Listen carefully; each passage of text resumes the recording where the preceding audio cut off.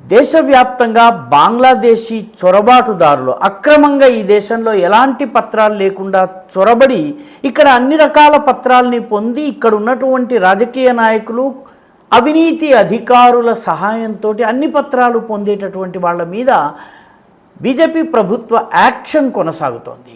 బెంగాల్, మణిపూర్, త్రిపుర, అస్సాం వంటి రాష్ట్రాలు మాత్రమే కాకుండా సుదూరంగా ఉన్నటువంటి గుజరాత్లో కూడా వీళ్ళపైన యాక్షన్ జరుగుతోంది. గుజరాత్ దాకా వీళ్ళు వెళ్ళారు.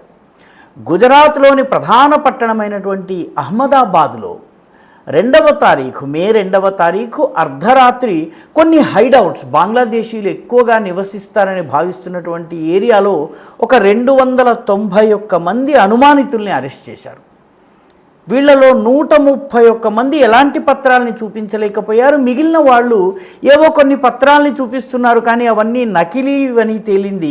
ఇప్పుడు ఈ 291 మందిని డిటెన్షన్ సెంటర్కి పంపించాలని చెప్పి అహ్మదాబాద్లో ఉన్నటువంటి భద్రతా దళాలు, ముఖ్యంగా క్రైమ్ బ్రాంచ్కి చెందినటువంటి సిబ్బంది నిర్ణయం తీసుకున్నారు. వీళ్ళందరినీ అక్కడి నుంచి నెమ్మదిగా బంగ్లాదేశ్కి పంపించేటటువంటి, బెంగాల్ నుంచి సరిహద్దుకు అటువైపు పంపించేటటువంటి ఏర్పాటు చేస్తున్నారు.